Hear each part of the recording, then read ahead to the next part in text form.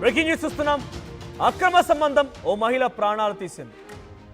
వయసు కాని వ్యక్తితో, చాలా చిన్న వయస్కుడైనటువంటి ఒక వ్యక్తితో అక్రమ సంబంధం ఇప్పుడు ఆ మహిళ ప్రాణాలు తీసేటువంటి ప్రాణాలను కోల్పోయే వరకు పరిస్థితి దారితీసింది. తన వయసుతో పోలిస్తే పరింతలు అంతకంటే తక్కువ ఉన్నటువంటి వ్యక్తితో అక్రమ సంబంధం ఇప్పుడు ఆ మహిళ ప్రాణాలు కోల్పోవాల్సి వచ్చింది. ఈ ఘటన జరిగింది నాగర్ కర్నూలు జిల్లాలో. నాగర్ కర్నూలు జిల్లా పెంట్లవెల్లి దగ్గర ఈ ఘటన చోటు చేసుకుంది. పిఎస్ పరిధిలో ప్రస్తుతానికి ఈ ఘటన పైన కేసు నమోదైంది.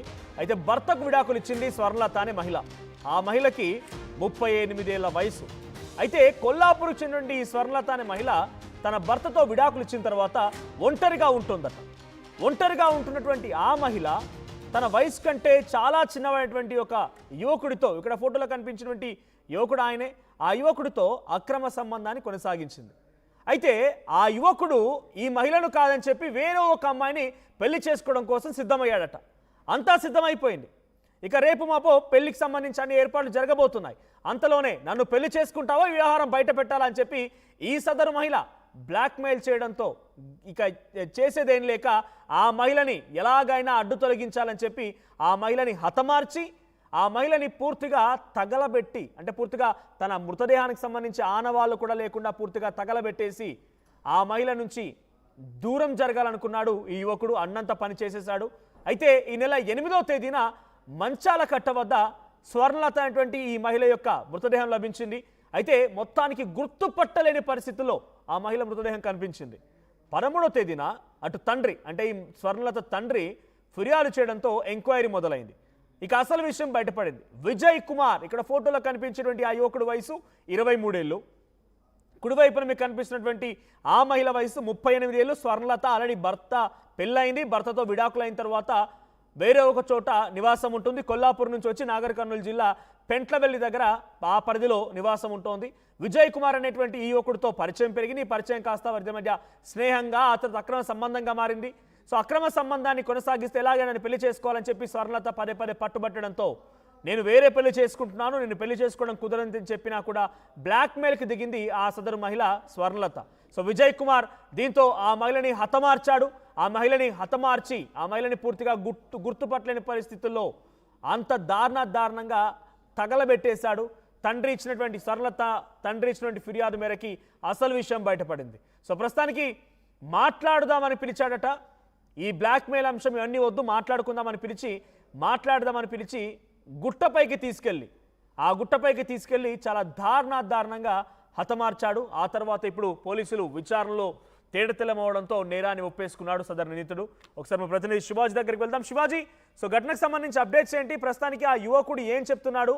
సో ఎందుకు ఇంత దారుణంగా ఆ మహిళని హతమార్చి తనని పూర్తిగా గుర్తుపట్టలేని సిచ్యువేషన్లో ఉండే విధంగా కాల్ చేయాల్సి వచ్చింది, ఆ మృతదేహానికి తగలబెట్టాల్సి వచ్చింది? నిందితుడు ఏం చెప్తున్నాడు? నాగర్ కర్నూలు జిల్లా కొల్లాపూర్ నియోజకవర్గంలోని పెంట్లవెల్లి గ్రామానికి చెందినటువంటి పిఎస్ పరిధిలో ఉన్నటువంటి స్వర్ణలత ఒక మహిళ మృతదేహాన్ని ఈ నెల 8వ తేదీ నాడు మంచాల కట్ట అనేటువంటి గుట్టల మధ్యలకి విజయ్ కుమార్ అనేటువంటి వ్యక్తి తీసుకెళ్లి అక్కడ మహిళని హత్య చేయడం అనేది నాగర్ జిల్లా వ్యాప్తంగా కూడా సంచలనాన్ని రేకెత్తించినట్టుగా మనం చెప్పుకోవచ్చు. అదేవిధంగా గత కొద్ది రోజులుగా అక్కడి నుంచి ఈ స్వర్ణలత అనేటువంటి ఈ మహిళ కొల్లాపూర్ ప్రాంతంలో ఉన్నటువంటి ఇందిరానగర్ కాలనీలో ఒక టైలర్ షాపు నిర్వహించుకుంటూ బట్టలు కుట్టుకుంటూ జీవనం కొనసాగిస్తున్నటువంటి నేపథ్యంలోనే తన కుటుంబానికి దూరంగా ఉంటూ భర్తకు విడాకులు ఇచ్చి కుటుంబానికి దూరంగా ఉన్నటువంటి నేపథ్యంలోనే ఈ విజయ్ కుమార్ అదే కాలనీలో కొల్లాపూర్ ప్రాంతంలో ఉన్నటువంటి ఇందిరానగర్ కాలనీలోనే అదే ప్రాంతానికి చెందినటువంటి ఈ విజయ్ కుమార్ తో పరిచయం ఏర్పడింది.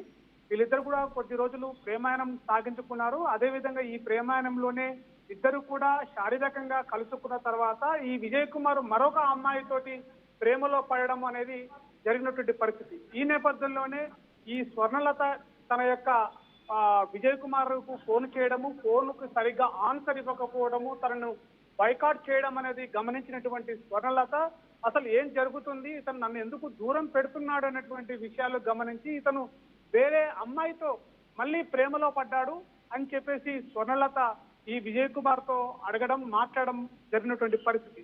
ఈ నేపథ్యంలోనే స్వర్ణలత ఆ విజయ్ కుమార్ ని కలిసి మాట్లాడాలి, నువ్వు ఆ అమ్మాయిని దూరం పెట్టాలి, నాకు దగ్గర అవ్వాలి అనేటువంటి విషయాలు విజయ్ కుమార్ తో చెప్పేటువంటి పరిస్థితి ప్రయత్నం చేసింది. ఈ నేపథ్యంలోనే ఇద్దరు కూడా తనని స్వర్ణలత విజయ్ కుమార్ ని బ్లాక్ మెయిల్ చేయడం, మన ఇద్దరం కలిసినటువంటి ఫోటోలు మీ కుటుంబానికి చూపెడతాను, నిన్ను బెదిరించేటువంటి ప్రయత్నం కూడా చేస్తాను అని చెప్పేసి, నాకు దగ్గర అవ్వాలి, ఏదైనా నువ్వు నాకు సొంతం కావాలనేటువంటి బెదిరింపులకి గతంలో 3 times 4 times కూడా బ్లాక్ మెయిల్ చేసేటువంటి ప్రయత్నంలోనే విజయ్ కుమార్ భయభ్రాంతులకు గురైనటువంటి పరిస్థితి.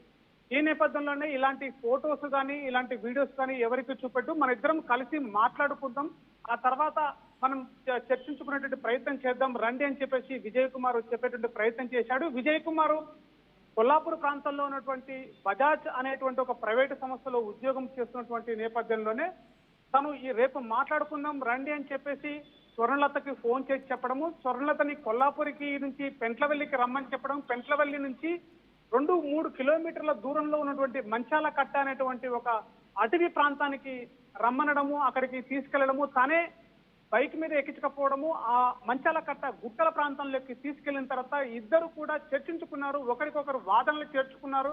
ఈ వాదన చేసుకున్నటువంటి నేపథ్యంలోనే స్వర్ణలత తనని ప్రతిఘటించేటువంటి ప్రయత్నం చేసింది.